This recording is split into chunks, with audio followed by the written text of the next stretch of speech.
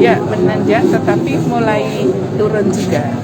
Yang menanjak kan kemarin 600 lebih ya, sekarang sudah 480 penambahannya. Jadi mudah-mudahan saja puncaknya itu sudah kemarin, ini sudah mulai menurun. Tapi tolong masyarakat tetap taat dalam prokes ini, dan kemudian percepatan vaksinasi harus kita dukung semua, baik masyarakat maupun sektor-sektor yang melaksanakan. Kemudian 3T harus dilaksanakan oleh pemerintah.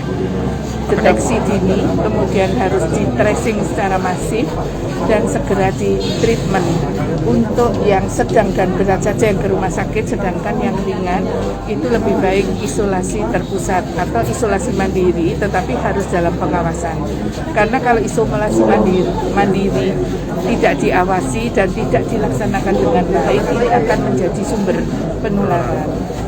Sebenarnya ada 3 pasien isoman di Palembang yang meninggal dunia. Nah, itu berita hoax. Jadi gimana?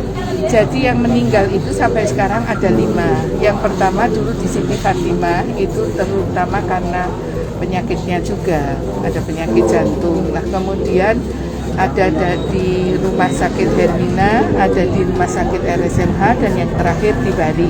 Dan rata-rata itu semua ada komorbid. Jadi kalau yang di isoman itu tidak benar. Kita itu semalam Pak Menteri Kesehatan sudah konfirmasi juga.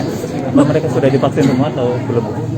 Nah, saya belum mendapat info sampai detail. Tetapi rata-rata yang menjadi berat itu memang usianya, kemudian juga ada komorbid, dan vaksinasi juga belum lengkap. Sehingga kita Jangan lupa subscribe, share, komen, dan like ya.